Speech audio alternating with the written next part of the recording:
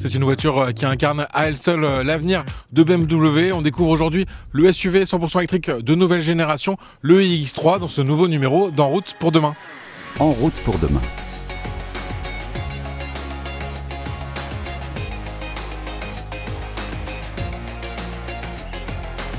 Il y a des modèles qui marquent un nouveau départ pour une marque et c'est le cas pour ce nouveau SUV de BMW, le iX3. Alors qu'est-ce qu'on a en fait derrière ce véhicule? Une nouvelle génération en fait tout simplement de modèles du constructeur bavarois, une Neue Klasse, nouvelle classe en français qui doit définir de nouveaux standards d'excellence sur cette motorisation 100% électrique.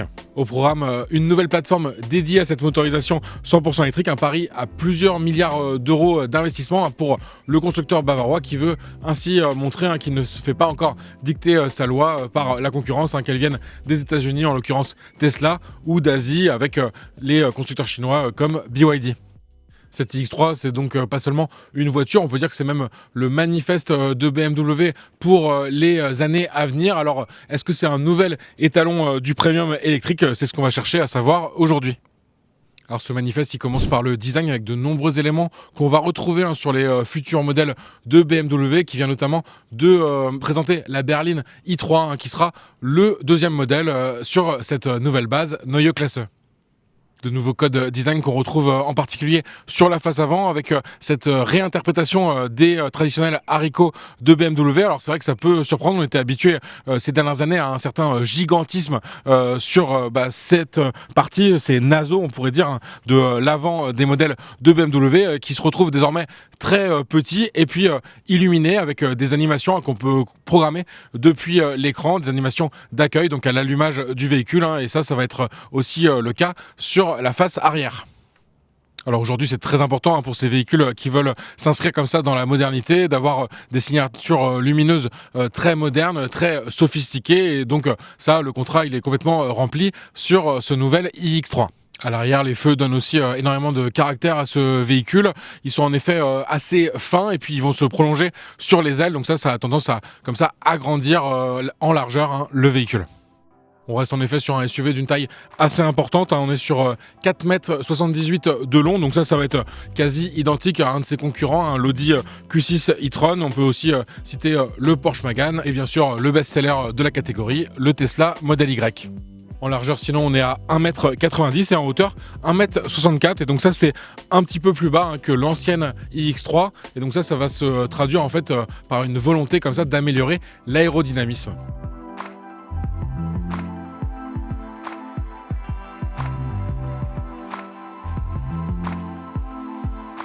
En effet, les secrets de ce SUV pour améliorer son autonomie et donc son efficience, c'est certes une grosse batterie, mais également un gros souci à porter sur ce point de l'aérodynamisme. Au-delà de sa taille donc assez basse, on va également retrouver des ouvertures sur la face avant pour laisser glisser l'air. On a aussi les fameuses portières affleurantes à la carrosserie, donc qui vont se rentrer dans le véhicule une fois qu'il est verrouillé.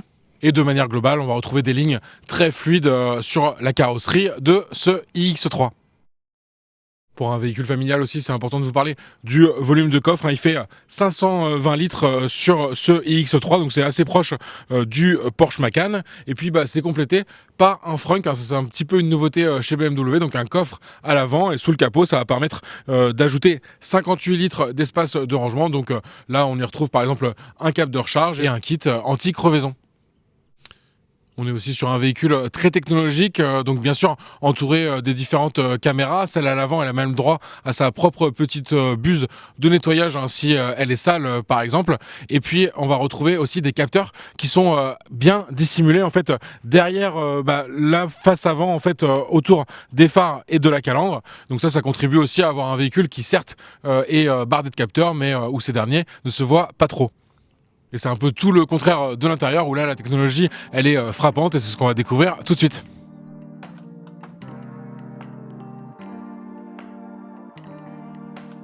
Ce nouveau BMW iX3 introduit en effet une toute nouvelle architecture intérieure. J'avais eu la chance de le découvrir au CES de Las Vegas début 2025, donc présenté sur scène vraiment en version géante et donc j'avais très hâte de voir ce que ça donnerait directement dans le véhicule. Une architecture d'intérieur qu'on va retrouver dans de futurs modèles de BMW. C'est pour ça qu'on insiste bien sur la présentation de l'habitacle de cette iX3. Premier élément de ce nouvel environnement numérique, une grande tablette tactile. Alors certes, un rectangle mais avec des bords biseautés, donc ça lui donne une forme originale. Donc ça c'est déjà un premier bon point pour se démarquer des nombreux concurrents qui ont souvent une tablette tactile, un simple rectangle posé au milieu de la planche de bord.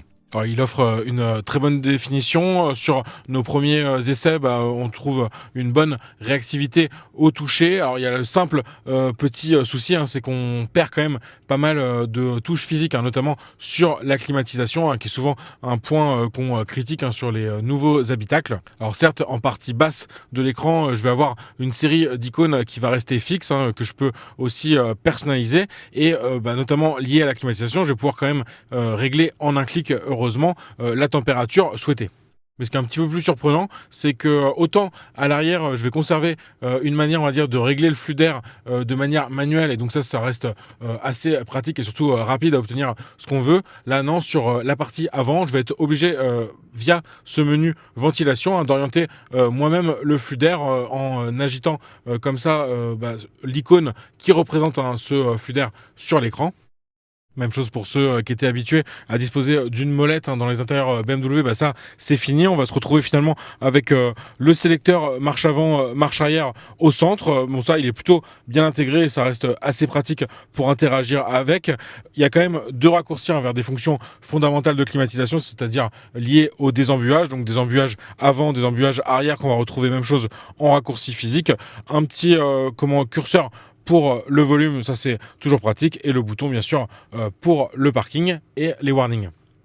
On a quand même pas mal de curseurs sur cet écran, donc ça va prendre, on va dire, un petit temps d'adaptation pour s'habituer, mais on voit quand même que BMW a voulu optimiser l'ergonomie. Déjà, cette forme biseautée de l'écran, elle s'explique parce que sur une partie de l'écran, de toute façon, elle serait cachée par le volant, donc ça c'est un bon point d'avoir quand même une partie sur la gauche qui va quand même être utile d'ailleurs, parce que quand j'appuie sur le frein, quand je suis prêt à partir, j'ai des icônes qui vont apparaître ici en partie gauche, et notamment la possibilité de désactiver assez simplement à chaque démarrage les fameuses alertes obligatoires depuis la norme GSR2 en Europe, à savoir l'alerte de survitesse et l'alerte de franchissement de ligne.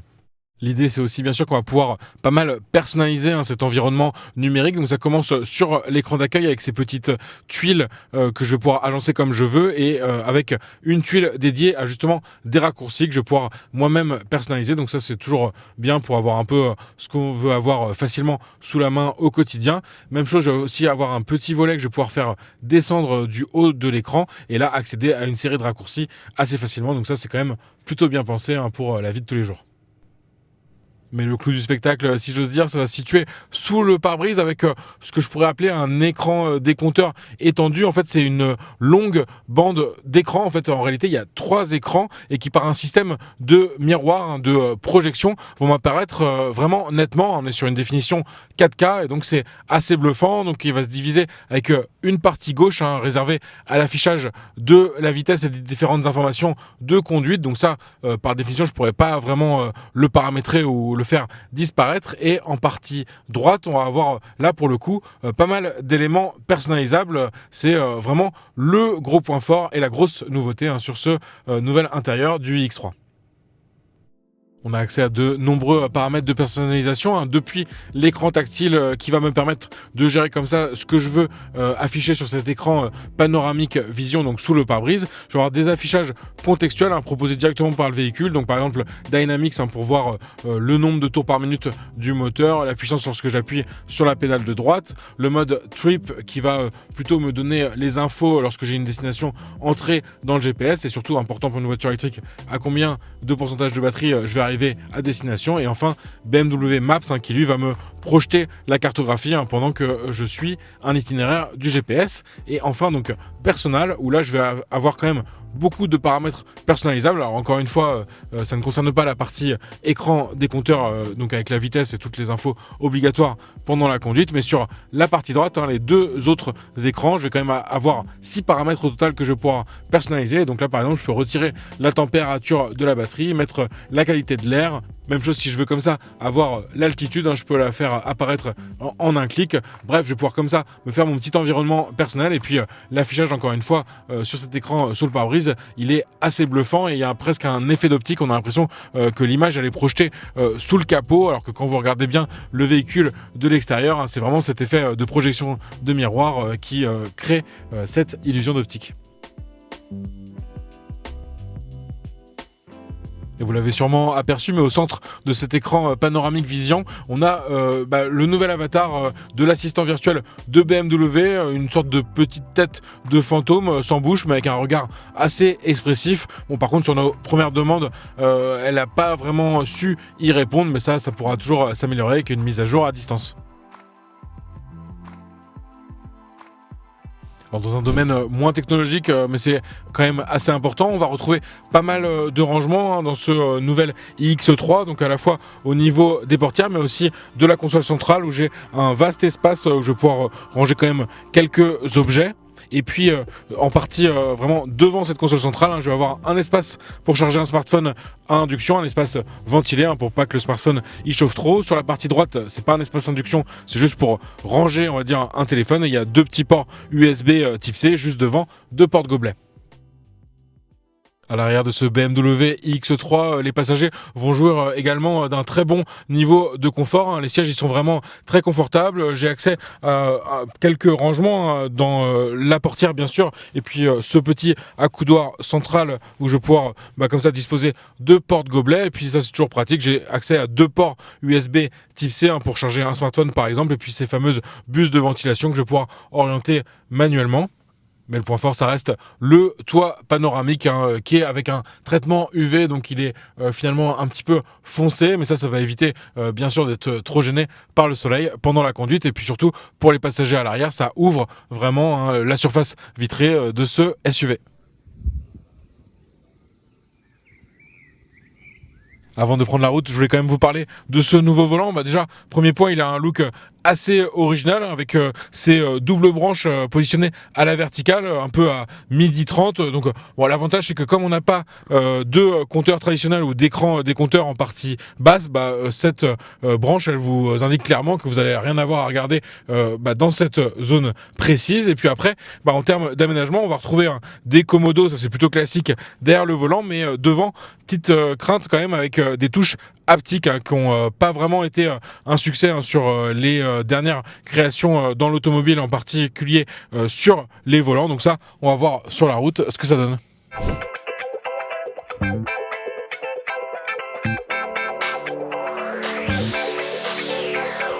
Ça fait maintenant 250 km, un petit peu plus même, qu'on roule à bord de ce BMW iX3, donc l'occasion de se faire une bonne idée de ses performances, de ce comportement. Et le bilan il est globalement très positif, c'est un véhicule qui est vraiment bien optimisé pour cette conduite 100% électrique. On est loin de la fermeté par exemple des suspensions de certains SUV de différentes marques, BMW compris, qu'on connaissait par le passé. À noter d'ailleurs que sur ce iX3, on n'a pas des suspensions adaptatives ou pneumatiques. On a un système de suspension relativement simple, mais avec des butées hydrauliques qui vont permettre quand même d'avoir un comportement tout à fait confortable du véhicule dans un roulage, on va dire, normal.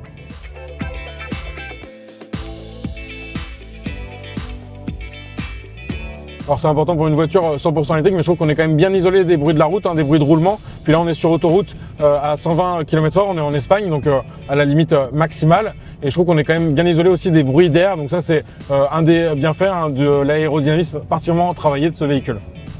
Donc en résumé, un véhicule qui se montre très confortable, silencieux, donc tout ça, ça va inviter à une conduite plutôt apaisée, mais on reste chez BMW, on a deux moteurs, un à l'avant, un à l'arrière, 469 chevaux de puissance. Et donc, si on veut faire appel à la pédale de droite avec le mode sport, on va pouvoir quand même se faire plaisir. C'est ce qu'on a fait, par exemple, aujourd'hui sur des petites routes de montagne, tout en restant raisonnable. Mais c'est vrai que, faut le dire, on a quand même un véhicule qui se montre très performant quand on en a besoin. Sur notre modèle d'essai, dans la version de lancement, donc le iX3 50 xDrive, on a par exemple un 0 à 100 qui est annoncé en un peu moins de 5 secondes.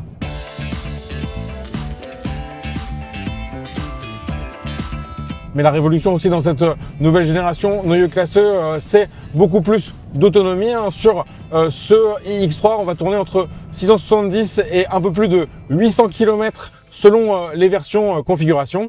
Nous par exemple on a des jantes 20 pouces, on peut monter jusqu'à 22 pouces, mais on n'a pas, on va dire, la version de jante la plus aérodynamique. Donc on va certainement perdre par rapport à l'autonomie maximale annoncée sur ce iX3. On serait plutôt aux alentours de 750 km théoriques. Nous, en roulant pas mal sur autoroute, donc certes à 120 et pas à 130 comme on pourrait le faire en France, mais aussi sur des petites routes de montagne, on a consommé 20 kWh au 100. Et donc ça, pour se rendre compte, ça donnerait une autonomie réelle de 540 km, ce qui est déjà un très bon score vu notre scénario en plus de roulage sur ces essais.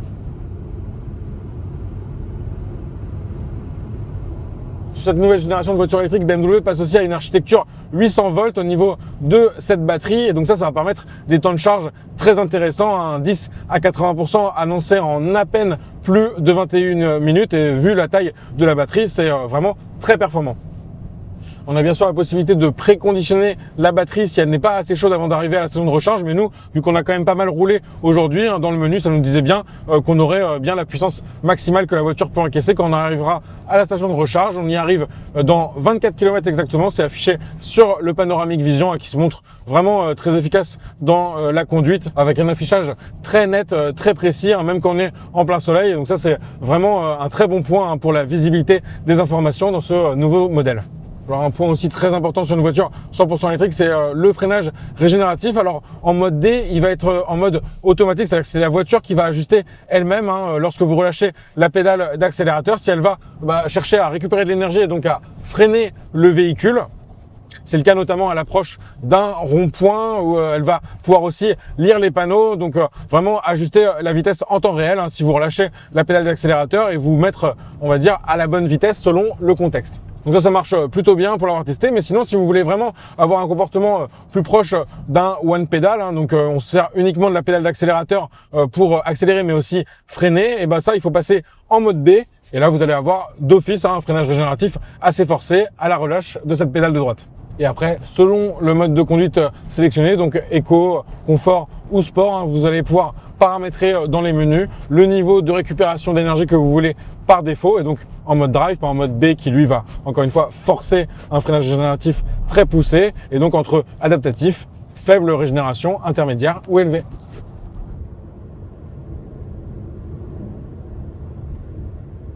Alors c'est bien sûr ce qu'on attend sur un véhicule très moderne, mais on va avoir un assistant de conduite assez poussé, donc le traditionnel régulateur de vitesse adaptatif couplé à un suivi des lignes de la route. Bon, bien sûr, il faut que je garde mes mains sur le volant, mais sur ce iX3, BMW introduit un niveau de conduite très assisté, on peut dire un niveau 2+, qui n'est pas malheureusement disponible encore en Espagne, mais c'est possible de le tester en France, BMW nous l'a assuré. L'idée, c'est qu'on va avoir un système eyes on, hands off, donc en français, on est obligé de garder l'attention sur la route, mais par contre, je vais pouvoir retirer mes mains du volant. Là, si je le fais, j'ai le traditionnel rappel de temps en temps de la voiture qui va me dire « remettez vos mains sur le volant ». Mais avec cette fonctionnalité, on va pouvoir vraiment rouler sans les mains sur le volant pendant plusieurs centaines de kilomètres, si on n'a bien sûr pas besoin de s'en servir. Et sachant que la petite fonctionnalité assez cool comme ça, c'est que même pour un changement de fil, on va pas avoir besoin du volant, parce qu'il va me suffire de regarder le rétroviseur gauche de manière un petit peu fixe pour que la voiture opère elle-même ce changement de fil. Donc à tester prochainement en France, cette fonctionnalité qui me permet comme ça de conduire sur autoroute sans les mains sur le volant avec ce changement de fil d'un simple regard.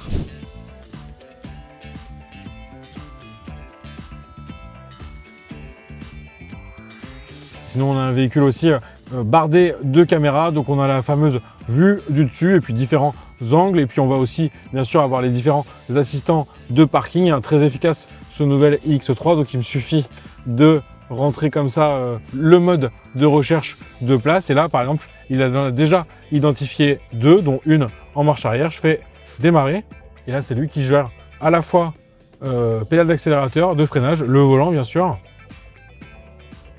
La place est clairement identifiée sur l'écran. Et moi je surveille juste les alentours et j'interviens sur le frein si besoin. Et voilà.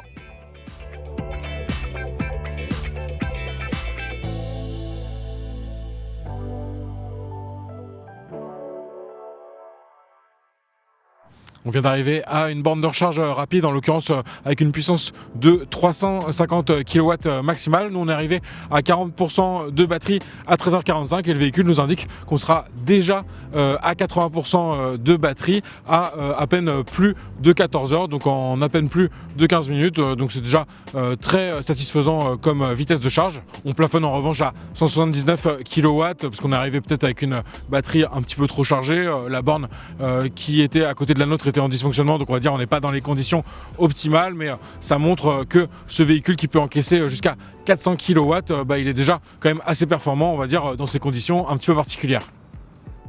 L'occasion de vous parler des prix de ce nouveau BMW iX3. Donc il démarre à partir de 72 000 €, et donc c'est un prix assez conséquent, mais c'est pour cette version de lancement, encore une fois, avec les deux moteurs, donc 469 chevaux et cette batterie quand même de taille assez conséquente. Notre modèle d'essai était par ailleurs équipé de plus de 15 800 € d'options, dont la finition M Sport avec pas mal de détails esthétiques à l'extérieur comme à l'intérieur pour déjà 3 600 €. On peut aussi citer le pack éclairage extérieur Iconic Glow qui permet d'avoir ces animations lumineuses sur la calandre qui a un peu plus de 1000 €. Et enfin le toit vitré panoramique que je retiens et qui est lui facturé 1500 €. On disposait aussi d'un pack innovation à 2000 € qui est lui pour moi un petit peu plus dispensable. En effet, si ça permet d'accéder à la climatisation automatique 3 zones, au système IFI Harman Kardon, on a aussi l'affichage tête haute, mais qui finalement est un petit peu redondant avec le panoramique vision. Encore une fois, on peut afficher la cartographie en partie haute de la planche de bord. Donc pour moi, c'est suffisant et ça permet de se passer au quotidien et sur des longs trajets d'un affichage tête haute. Alors ça reste bien sûr une somme pour ce SUV premium, mais à noter qu'il y a une version d'entrée de gamme qui devrait pointer le bout de son nez sur la fin de l'année, le iX3 40 avec une plus petite batterie et a priori une architecture propulsion, et là il faudra s'attendre peut-être à un prix plus proche des 60 000 €. BMW se félicite en tout cas du lancement réussi de cette iX3 qui a déjà enregistré plus de 50 000 commandes fermes, donc on peut dire que ces nouveaux standards électriques étaient particulièrement attendus par le public. Surtout, cette iX3 il pose les bases de cette nouvelle architecture Neue Klasse qui va vraiment irriguer tout le calendrier des prochaines sorties BMW, avec pas moins de 38 modèles après donc cette iX3 et la berline i3, et à la fois sur des motorisations bien sûr 100% électriques, mais également en hybride ou en thermique. Merci beaucoup à Marie Mabilet d'avoir réalisé cette émission avec moi, et je vous dis à très bientôt pour un nouveau numéro d'En route pour demain, une émission à retrouver sur la chaîne Tech & Co, mais aussi sur le site internet de BFM Business et sur la chaîne YouTube BFM Tech.